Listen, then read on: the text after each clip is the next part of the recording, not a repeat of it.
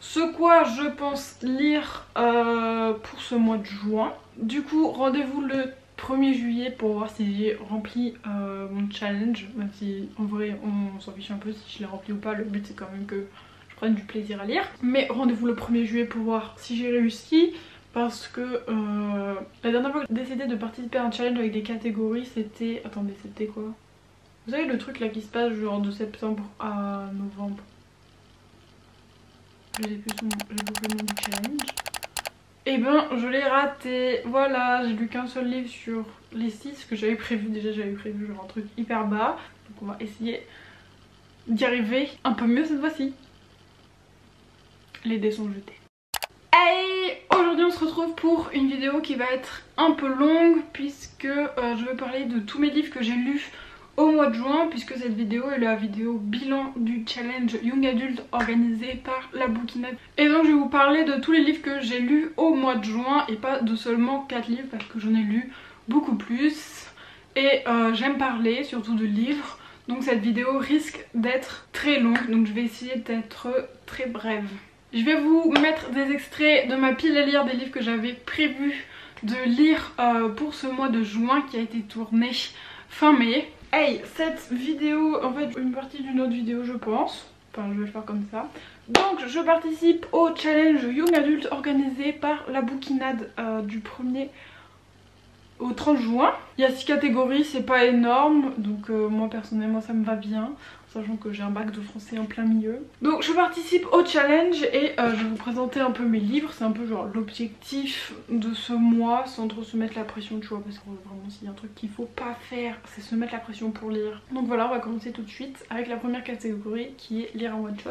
Alors en ce moment on est le 20 mai, on est le 21 je crois, on est le 22. Et je lis I Was Born for This, j'ai lu 150 pages, ça se tente que je puisse le finir avant le mois de juin. Mais si ça se fait pas et que je lis les 5 dernières pages au mois de juin, bah écoutez, comptons-le pour le mois de juin, ça sera mon one shot.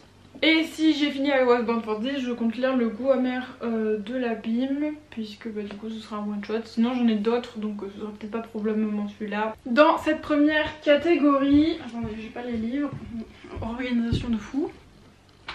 Non, personne ne me dérange. Je vais commencer tout de suite avec les livres qui ont été présents dans la palle et ensuite on fera sur les débordements qu'il y a eu. On va parler de I Was Born for This de Alice Oseman, qui est l'histoire de Angèle qui est absolument fan d'un groupe et de Jimmy qui fait partie de ce groupe et le destin a décidé de les réunir. Voilà, en gros c'est, on va dire, c'est un peu ça le délire. Mais en réalité c'est un peu plus compliqué que ça, mais j'ai pas envie de m'étaler 300 ans sur ce livre parce que je ne l'ai pas fini. Voilà, j'en suis rendue à la page 330. J'ai beaucoup lu fin mai ce livre.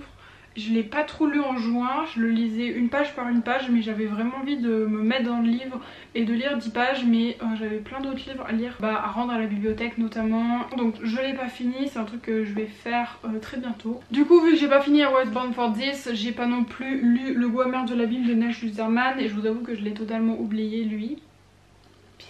Pour le coup j'ai lu, attendez c'est quoi, Tenir debout dans la nuit de Eric Pessan, il me semble que c'est ça, qui est l'histoire d'une jeune fille dont j'ai littéralement bouffé le nom, qui va tenir toute seule dans les nuits de New York puisque le mec avec lequel elle est a tenté de la toucher et donc elle va s'enfuir de l'appartement et elle va déambuler dans les rues de New York pendant toute la nuit. L'idée de tenir debout dans la nuit et du fait que le livre soit très court et que genre ça dure dans toute la nuit, toute la durée de la nuit, je trouvais ça très bien. Je pense que ce livre il est bien, mais je sais pas, pour moi ça a pas matché avec moi, il y a un truc dedans qui m'a dérangée. Je pense que je trouvais la fille peut-être un peu trop naïve à la base. Et j'ai pas non plus aimé le dernier chapitre, je pense qu'il est nécessaire pour certaines personnes, mais pour moi je l'ai trouvé un peu surfait, vous voyez.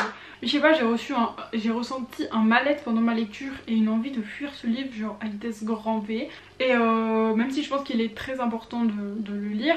J'ai aussi lu Ne tirez pas sur l'oiseau moqueur de Harper Lee qui a été publié en 1960 et qui traite au moment de la Grande Dépression aux États-Unis, donc dans les années plutôt 1930. C'est l'histoire d'une famille qu'on va suivre sur quelques années, environ 3-4 ans il me semble. C'est l'histoire racontée du point de vue de la petite fille qui s'appelle Scout, mais qui en vérité s'appelle Jean-Louise, tout le monde la surnomme Scout, et son frère Jérémy, qui son surnom c'est Jem. Leur père Atticus Finch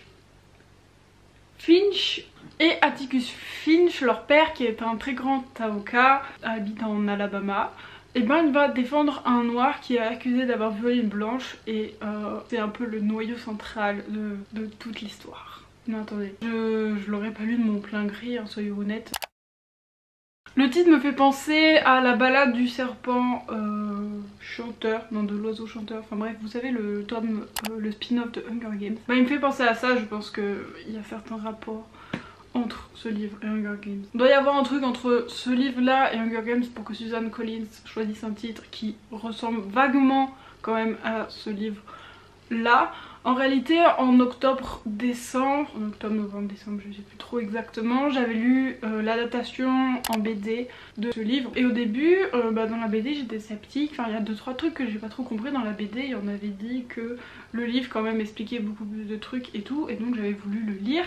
Et on se retrouve juin et je l'ai enfin lu. Du coup ça a expliqué ce que c'était dit dans la BD. Je me suis pas vraiment, on va dire, attachée aux descriptions parce que je revisualisais les images qui étaient dans la bande dessinée. Je vous conseille du coup de commencer par la bande dessinée même si vous apprendrez pas tout.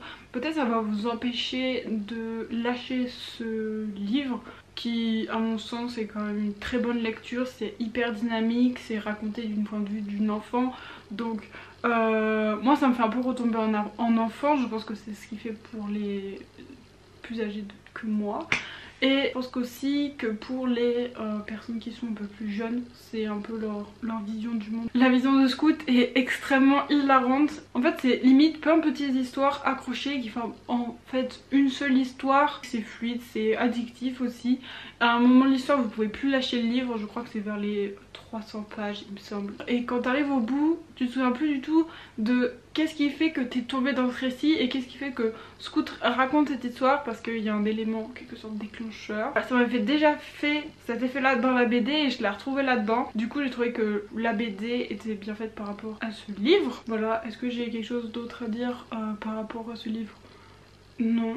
Moi personnellement je le trouve très bien fait, je trouve ça tellement drôle, genre la vision de Scout, genre par rapport à tout et à n'importe quoi. Son père l'éduque quand même d'une façon qui dans les années 1930 paraît un peu en décalé. Et bah, moi dans les années 2020 ça me choque pas du tout, notamment en fait que Scout obtient les réponses aux questions qu'elle pose à son père qui sont parfois... Enfin, qu'il faudrait qu'elle attende qu'elle soit plus âgée pour pouvoir répondre, parce qu'elle a 7-10 ans dans l'œuvre, donc c'est vraiment pas énorme. J'avais dit court hein. Ouais j'avais dit court. J'ai commencé Nick and Charlie de Alice Oseman, mais je l'ai pas fini, j'en suis à la moitié pile poil. Je compte le finir dès le mois de juillet et ensuite de reprendre I Was Born for This. Ce livre est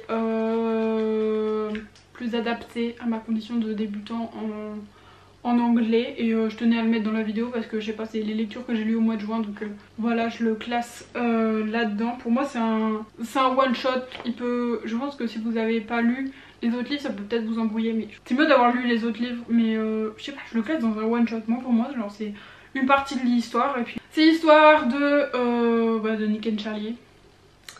Nick il va partir à l'université et Charlie va rester pour sa dernière année de lycée, et ils ont peur tous les deux genre pour leur relation sur une longue distance, donc ça va créer quelques problèmes, vous vous en doutez. Pour l'instant j'accroche bien, c'est pas forcément mon type de lecture favori. J'ai adoré la série, le roman graphique Heartstopper, donc Ensuite j'ai commencé Le Prieuré de l'Oranger de Samantha Shannon. C'est un one shot même si les éditions j'ai lu l'ont séparé en partie 1 et 2, donc c'est cette édition que j'ai. Je suis rendue à la page 100 sur à peu près 550 pages. Je le lis en lecture commune, c'est pour ça que j'avance très lentement parce que sinon je crois que je pourrais un peu le bouffer. Ouais, mais j'ai d'autres livres à lire aussi. Oui, je lis 3 livres en même temps, où est le problème? C'est un peu une histoire de dragon, de mer, de fantasy, de monde, de royauté, de complot je pense. Je suis pas très avancée dans ma lecture donc je peux pas trop vous en dire. On est dans la volume 1/5 du bouquin. Ensuite on a lire Une relique de Sapal et là je vous avoue que je suis pas très fière. Mais j'ai Passenger de Alexandra Bracken. Ah bah non, je pensais qu'il était plus vieux que ça. Bah non. Bon, bref, ça fait quand même quasiment 2 ans qu'il traîne dans ma bibliothèque. C'est un des livres les plus vieux. Surtout qu'il est bien épais, c'est bien écrit petit. Il fait 550 pages le truc. En plus c'est un tome 1 donc je crois que c'est une duologie par contre. Donc ça me plaît. J'ai lu Passenger de Alexandra Bracken. Donc ce qui était prévu dans ma pile à lire, je me suis vraiment forcée à le lire. C'est sûrement pour ça que j'ai arrêté à Westbound for This, c'est pour justement lire ce livre de ma part et lire les autres livres que j'avais entre guillemets prévus. C'est l'histoire de Etta qui est une violoniste du 21e siècle et de Nicolas qui est un fils d'esclave du 18e siècle et qui vont se rencontrer et qui vont partir à la recherche d'un mystérieux astrolabe un peu partout dans le passé. Ce livre m'a pas déplu, mais on va dire que je me faisais une certaine image de ce livre. Je pensais qu'ils vont se rencontrer dans l'époque soit d'Etta, soit de Nicolas et ils vont vivre comme ça. Je crois que j'ai pas lu À la recherche d'un mystérieux astrolabe. J'ai vraiment été surprise quand je l'ai lu, donner le livre entre mes mains. Les chapitres en plus de ça sont longs, ils font 40 pages en sachant que les pages sont quand même genre on va dire assez grandes et que c'est écrit. Bah, dirons-nous que c'est pas écrit bien gros. C'était vraiment lent, je me suis un peu perdue dans certaines descriptions. Même si c'était très intéressant de voir les trucs par rapport au passé, à la chronologie, au futur. Mais je compte pas continuer cette duologie parce que ce livre m'a pas du tout, on va dire, emballée. Et j'ai déjà plein de séries à finir. Donc c'est pas forcément, toi t'es pas ma priorité. Je supporte pas Etta je crois. Enfin j'ai un peu de mal avec elle. C'était pas mauvais en soi mais en soi c'était pas ce à quoi je m'attendais et je pense que c'est pour ça que ça n'a pas marché avec moi. Mais j'avais vraiment très envie de le lire et très envie de découvrir ce qui se cachait et c'était vraiment limite une plaie de le lire. Je me forçais à lire 50 pages par jour parce que sinon je savais que j'avancerais pas et qu'on passerait la date de ce challenge sans l'avoir lu et c'était vraiment le livre que je voulais lire pour ce challenge parce que ça faisait quasiment 2 ans qu'il traînait dans ma bibliothèque et c'était impossible de sortir de ce challenge qui avait une relique de Sapal dedans. Donc il y a la catégorie lire un livre avec des secrets, avec des complots. Il y a la catégorie aussi lire une suite de sagas. Et il y a la catégorie lire un livre avec de la royauté. Je vais lire le 3e tome de La Lectrice qui est le conteur que je n'ai pas en ma possession parce que je l'ai emprunté à la bibliothèque. Voilà, je vais essayer de choper ce livre pour lire parce que ça rentre dans 3 catégories et écoutez... Puis c'est quand même des belles briques, hein, voilà le tome 2 était genre beaucoup plus énorme que le tome 1 donc techniquement parlant le tome 3 doit être encore plus énorme que le tome 2.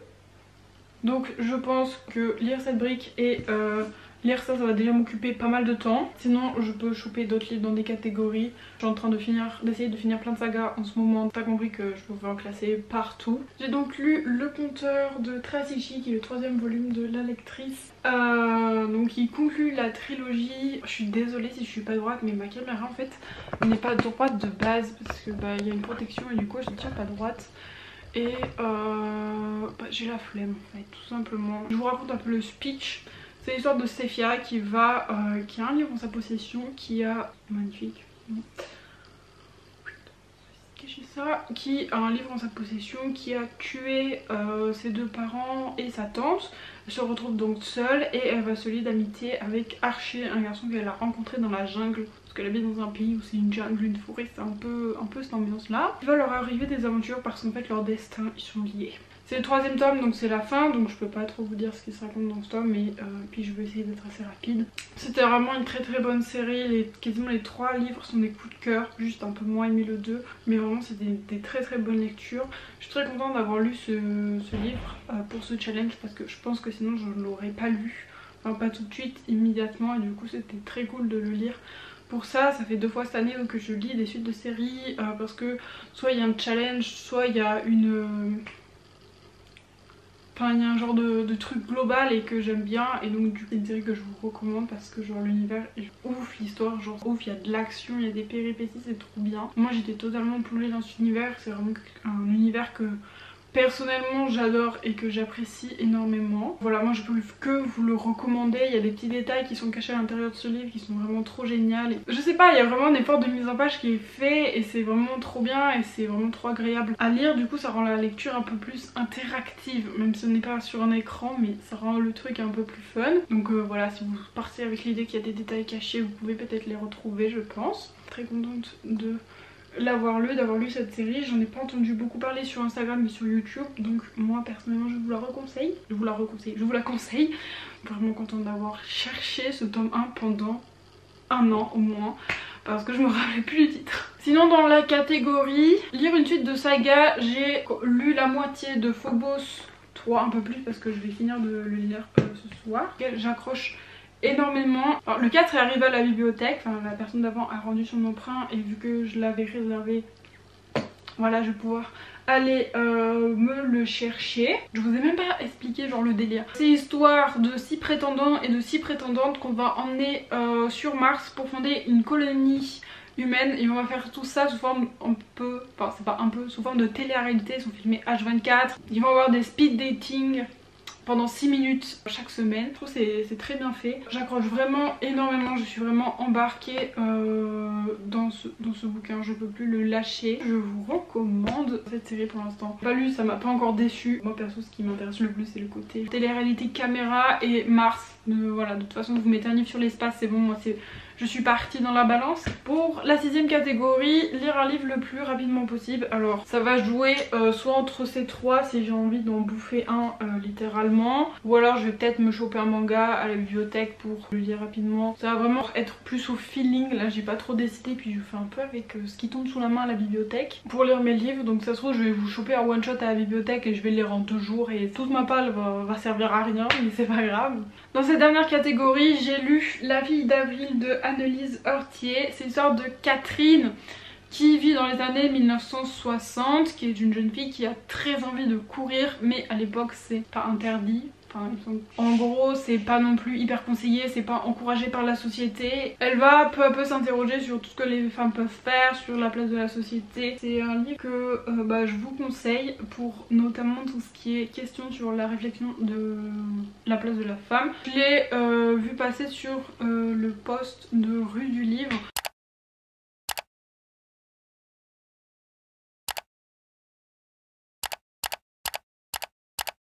Ça m'avait semblé pas mal, c'était très intéressant. Catherine essaye vraiment de faire tout ce qu'elle... Enfin, pas de tout ce qu'elle peut pour sortir de ça, mais elle se pose plein de questions, elle réfléchit vraiment et elle se pose. C'est hyper bien et au fur et à mesure ça avance. Bref, je trouvais ça très intéressant. Je me suis pas posé la question un peu, tu vois, comment mes grands-parents, mes grands-mères surtout, vivaient. Et du coup, j'ai un peu un aperçu, tu vois, même si c'est pas hyper représentatif, mais c'est pas non plus la vérité vraie pour tout le monde. Moi personnellement je vous le recommande, je l'ai lu en un peu moins de 24 heures et c'était très rapide, très facile à lire et j'ai vraiment beaucoup aimé les personnages et tout ce qui est trafiqué. Je pense que c'est un très bon livre. Après je suis pas dans les années 60 pour vous dire mon avis vraiment. J'ai lu sinon plein de mangas dont j'étais sûre que j'arriverais pas à retenir le nom. J'ai lu le tome 2 et 6 de Arte qui a été écrit par Kei Okubo. C'est vraiment une série que j'ai découvert il y a pas très longtemps, notamment parce que je viens de lire le volume 2. Et je trouve que c'est vraiment une très très bonne série. C'est une fille qui rêve de devenir peintre dans une société, on a la Renaissance je crois, où ce n'est que des hommes et elle se dit moi je veux faire de la peinture, donc elle va tenter de se trouver un atelier pour peindre comme apprenti. Je crois qu'il y a un grade en dessous mais je m'en souviens plus. J'ai moins aimé le tome 5 et 6, il y a un peu moins le côté dessin, peinture dans la vie de Arte, mais c'était quand même très très bien et les dessins sont juste sublimes. Ensuite j'ai lu L'Atelier des sorciers 6 et 7, c'est l'histoire de Coco, une jeune fille qui va découvrir la magie, qui va finir dans un atelier. Je crois que le 8 sort bientôt, c'est vraiment une série que j'affectionne particulièrement. Les expressions faciales de Coco sont trop drôles, les tenues sont magnifiques et comment toute la société de magie et informé, c'est trop bien. J'ai pas le nom de l'auteur sur mon doc donc vous ferez ça. Ensuite j'ai lu Arbos Anima, le tome 1 de Kashu Hashimoto. Là c'était du coup un tome de série que j'ai lu pour découvrir. C'est l'histoire d'un jeune homme qui a un don